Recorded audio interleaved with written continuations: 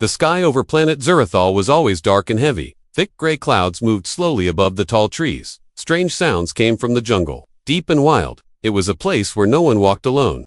Not even the bravest alien soldiers. Riva stood near the edge of the cliff. Her eyes locked on the screen in front of her. The drone camera was following a man. Not an alien, not a robot, but a human. His name was Jake Carter. He walked slowly through the forest, like he had no fear, no armor, no energy shield, not even a weapon, just a small bag and a calm look on his face. "This human is going to die," said one of the soldiers behind her. "No one survives in Zarathul's wild zone." Riva didn't answer. She was young, curious, and not like the others. Her people followed orders, but she followed questions. And today, her question was simple. Why is the human not afraid? The camera followed Jake as he walked past thick trees and glowing plants. His hand touched the side of a tree as if he was feeling it. Then he stopped, looked around, and smiled. "He's smiling." Riva whispered. Here, her scanner beeped. A red dot appeared near Jake's location. Her eyes widened. "The Varkan," she said softly. Everyone in the camp froze. The Varkan was the most feared predator on Zurathal. It had 6 legs, black eyes, and could kill a soldier in seconds. It didn't hunt for food, it hunted for sport.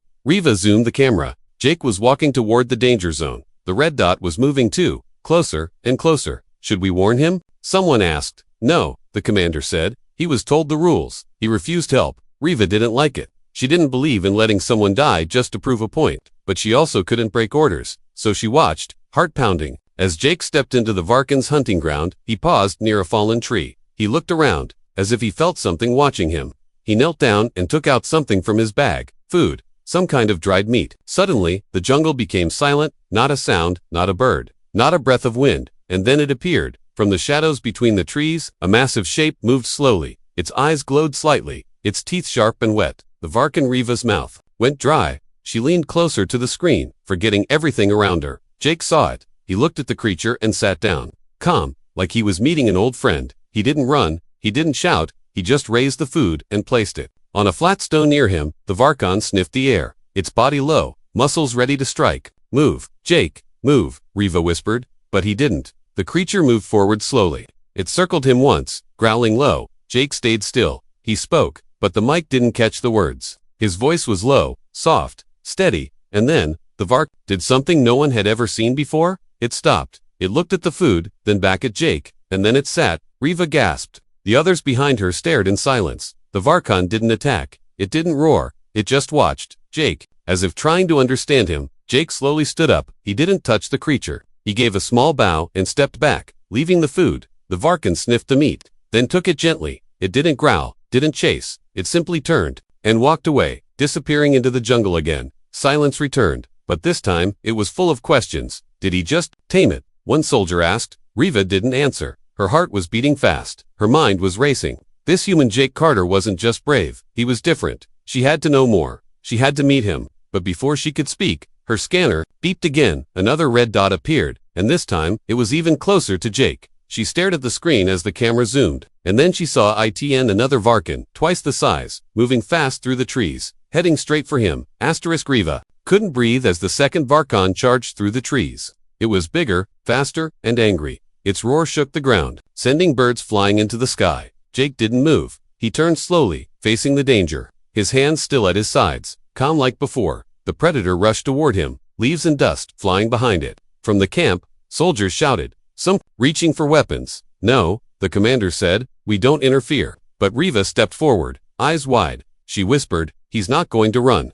Everyone stared at the screen, waiting for the moment the creature would strike. But something strange happened. The first Varkan returned, standing between Jake and the second one. They growled at each other, circling like rivals. Jake didn't move. He watched silently, as if he knew what was happening. Then he reached into his bag again. Slowly, carefully, he placed more food on the ground, 2 pieces, side by side. The larger Varkan stopped. It sniffed the air, confused. The first one looked at Jake, then at the food, then sat again. The second one hesitated, lowered its head, and stepped closer. No one at the camp said a word. This was impossible. No one had ever seen 2 Varkans act like this. Jake raised one hand, palm open. He said something quietly, his voice calm, like before. The second Varkan took the food and backed away slowly. The jungle went quiet once again. Riva's heart pounded in her chest. Jake stood there, surrounded by 2 deadly predators. But they didn't attack, they watched him, as if they were trying to understand him. Riva turned to her commander. He's communicating with them. That's not possible, the commander said. They don't understand language. Maybe it's not words, Riva said. Maybe it's something else. Jake sat down on a rock and took out a small notebook. He began writing something, not looking at the Varkans anymore. The two creatures didn't leave. They stayed near him, one lying down, the other watching the trees. It looked like they were protecting him. Riva felt a strange feeling in her chest. Not fear, not confusion, something like wonder. This human wasn't just surviving. He was changing the rules. Later that night, when the drones switched to night vision, Jake made a fire. The Varkans didn't move away. They stayed close, their eyes glowing in the dark. Jake sat near the fire, eating slowly. He offered some to the creatures again. One of them made a low sound, like a purr. The other pressed its body against a tree, watching the stars. Riva couldn't stop watching. She had studied predators all her life. She knew how they hunted, how they thought. But this was new. This was something no book had written about. The jungle around Jake was full of danger, but the real mystery was Jake himself. Who was this man who didn't fear monsters, who treated beasts like equals, not enemies? She checked his file again: explorer, ex-soldier, linguist. But nothing explained what she saw now. At the edge of the fire, the larger Varkan stood suddenly. It growled low, ears turning toward the east. Jake stood to calm as always. He looked into the darkness, then picked up his bag. The two Varkans followed him into the night. Riva stared at the screen, her mind racing. He wasn't walking with beasts, he was leading them. She turned to the commander. I need to follow him. You're not authorized, he replied. Riva didn't wait. She grabbed her scanner and ran toward the shuttle. Far away, deep in the jungle, the human and his creditors disappeared into the shadows. And for the first time in Zarathul's history, a new story was being written. One that no alien could understand. Not yet, but Riva would, even if it meant breaking every rule she knew. Because she wasn't afraid of monsters anymore. She was afraid of not knowing the truth. And Jake Carter was the key. Riva stepped out of the drop shuttle and into the jungle. The air was thick with mist, heavy with the smell of damp soil and unknown life. Her boots crunched softly on the glowing moss beneath her. The sounds of distant creatures echoed around her, but she didn't flinch. She had broken protocol, disobeyed direct orders. But none of that mattered now. All she wanted was to see him, Jake Carter, the human who walked with monsters. Her scanner blinked green, then yellow. He wasn't far, maybe 2 clicks ahead. She moved carefully between twisted trees and giant vines. Her eyes sharp. She had trained for years to survive wild worlds. But today she didn't feel like the expert. Today, she was the student, and the human was the teacher. Then, through the trees, she saw the flicker of firelight. She stopped and crouched behind a thick branch, heart racing. There he was, sitting, cross-legged, near a small fire. One Varkan lay behind him, curled like a giant cat, its eyes half closed. The other stood near the edge of the clearing, alert, its gaze scanning the shadows. Jake looked peaceful. He was sketching something in his notebook again, not maps, not plans, drawings. Riva couldn't believe it. He was sketching the Varkan, as if it were a friend. She stepped out slowly, careful not to startle the creatures. A stick cracked under her boot. The Varkan by the trees turned instantly, eyes locked on her. Jake raised his hand slightly. The Varkan stopped, but it didn't relax. Jake looked up at her, no surprise on his face, like he had expected her to come. You followed me, he said, calm, as always. Riva nodded, her voice quiet. I had to. She looked at the Varkans, unsure of where to stand. Jake pointed to a log near the fire. Sit, they won't hurt you, not unless you try to. Riva sat slowly, still keeping one eye on the beasts. The fire crackled softly. For a moment, no one spoke.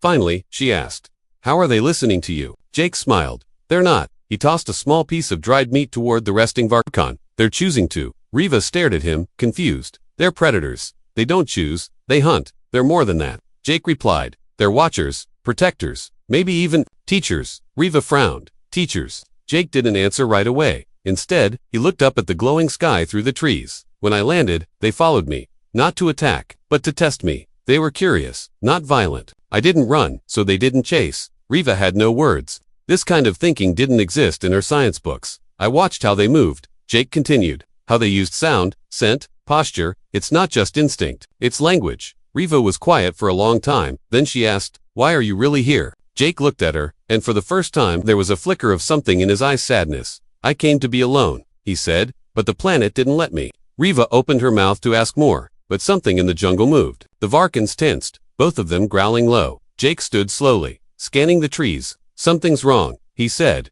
Riva grabbed her scanner. 3 red dots blinked to life on the display. Moving fast, not Varkans, something else, she whispered. These readings, they weren't here before. Jake took a small flare from his bag and tossed it high. It burst into white light, revealing the shadows between the trees. Dark shapes moved their lars. Fast, not like any known creature. The Varkans stepped forward, ready to fight. Jake looked at Riva, his voice steady. "They're not just hunting us," he said. "They're hunting the Varkans too." Before Riva could reply, the shadows charged. Everything became noise, light, and movement. Riva fell back, her vision spinning. She saw one of the Varkans leap, claws flashing, protecting Jake. The other roared and slammed into a creature with glowing eyes.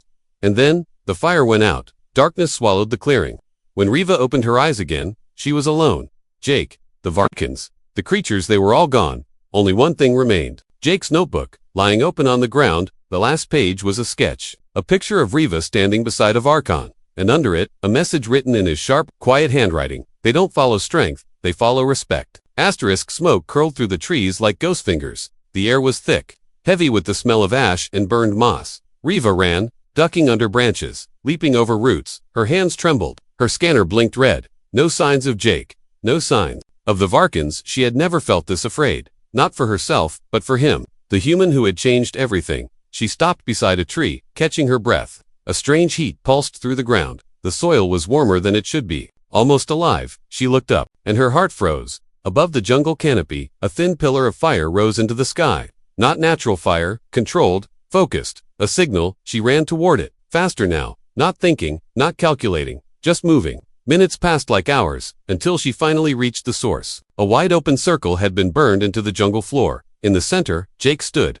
calm, eyes closed. Around him, fire danced in a perfect ring. Beyond the flames stood the Varkans, silent, unmoving, and just past them, the creatures from the shadows, thin, tall, with glassy skin, and too many eyes. Riva couldn't breathe. She stepped to the edge of the clearing, her voice low. "What are you doing?" Jake didn't turn. He said only one word: peace. The ring of fire glowed brighter. The strange creatures hissed, but did not step forward. The Varkans growled, ready but holding back. Something invisible filled the air, and energy Riva couldn't name. Old, primal, full of memory. Jake finally turned to her. His face was calm, but his eyes held something sharp. "These two sides have hated each other for generations," he said. "Something taught them that fire means death, but I showed them it can mean safety." Riva stepped closer, slowly, carefully. "You made a barrier," she said, "but they're still enemies." Jake shook his head. "No, they're curious. They're just afraid of the first move." Then, without warning, Jake stepped out of the circle. Riva gasped. The Varkans tensed. The shadow creatures twitched. Jake took off his pack and dropped it. He raised his hands, empty, exposed. Then he knelt on the ground between the two species. The firelight flickered across his face. He looked like someone from a myth, not a soldier, not a scientist, something older. One of the shadow creatures stepped forward. It made a strange sound, clicking and echoing at once. One of the Varkans growled in return. Riva raised her scanner and quickly ran a translation filter. The frequencies were similar. They weren't random, they were talking. She stared in disbelief. "How did you make them speak to each other?" she whispered. Jake smiled. "I didn't. I just made it safe for them to try." The fire behind him burned low now, soft, not threatening, warm, like a campfire in the dark. Then it happened. One of the Varkans stepped forward and placed something at Jake's feet, a stone, smooth and marked with lines. Moments later, the shadow creature did the same. A bone, carved with a spiral. Jake touched both objects, closed his eyes, and whispered, "They remember." Riva looked at the scanner again. Her screen showed something new, an energy, spiked deep underground. Ancient tech, maybe even alive. She turned to Jake, her voice shaking. "There's something buried here, something waking up." Jake nodded. "I know," he said. "That's why they've stayed here all this time. They were guarding it." Then the ground rumbled. Not a quake, not a storm, but something deeper. A sound that came from the planet itself. In the distance, lights flickered under the soil. Not fire, not electricity, something older, something waiting. Jake looked to the Vark, then to the shadow creatures, and finally to Riva. They were enemies, he said, but they'll need each other now. The jungle was changing. The sky pulsed with strange colors, and beneath their feet, the forgotten heart of Zarathal began to beat again.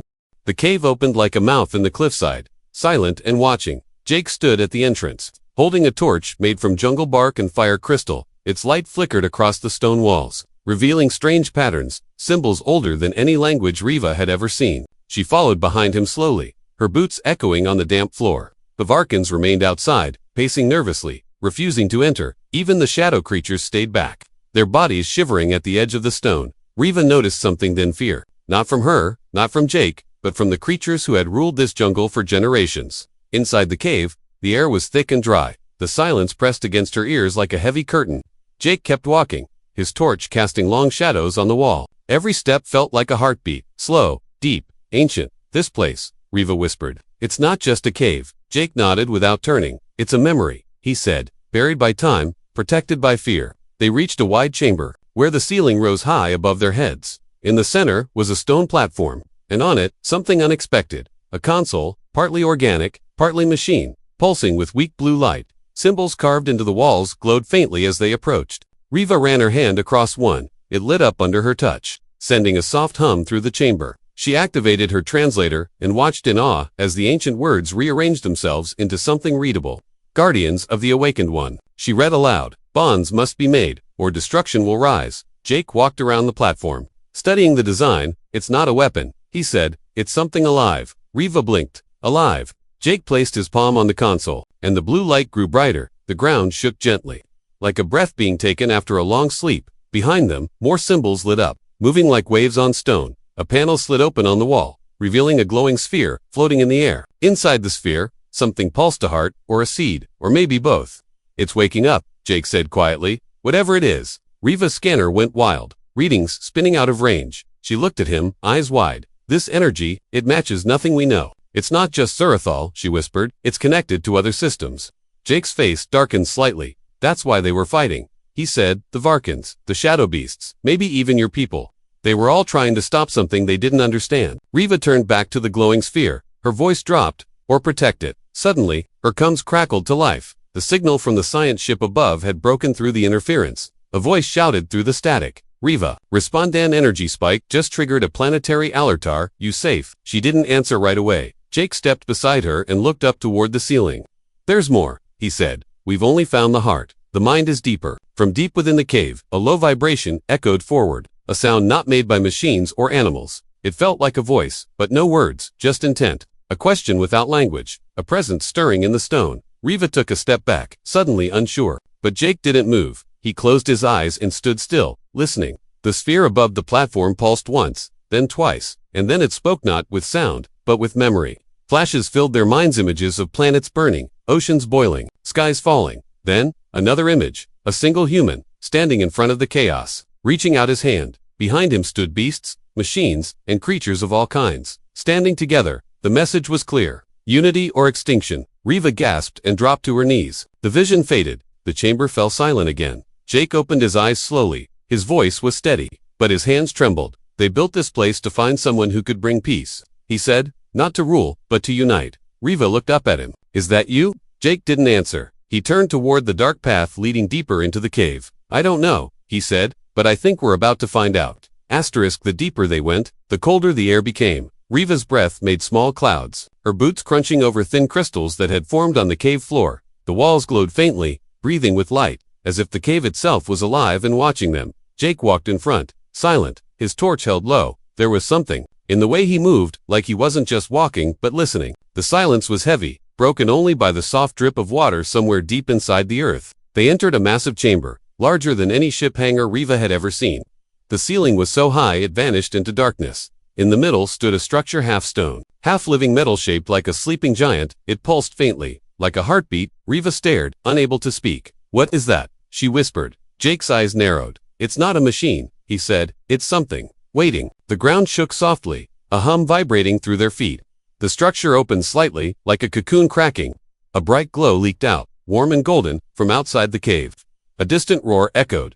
The Varkans, they were calling. Warning. The shadow creatures hissed, their fear carrying through the air. Riva gripped her scanner. They know something is waking up, she said, her voice tense. They've been guarding this for generations. The cocoon split wider, and something stepped out. Not a predator, not a machine, a being of light and shadow. Tall, with wings made of pure energy. Its eyes burned with a deep, ancient intelligence. Riva stumbled back, her heart racing. Jake didn't move. He stood perfectly still, staring at the creature. For a moment, it stared back at him, silent. Then, it spoke, not with sound, but directly into their minds. The voice was old, heavy, like wind over mountains. You are not from here, it said. Yet you carry the same fire. Riva dropped to her knees, clutching her head. The voice wasn't just speaking, it was showing them visions. Worlds rising and falling, cities built and burned, species united and torn apart. Jake's jaw tightened, but he didn't look away. What are you? He asked quietly. I am the Awakened One, the being said, the guardian of balance. For centuries I have slept, waiting for the one who can hold the bond. The images shifted. Jake saw himself standing on a battlefield, Not with soldiers, but with creatures shadow beasts, even alien species he had never seen standing as allies.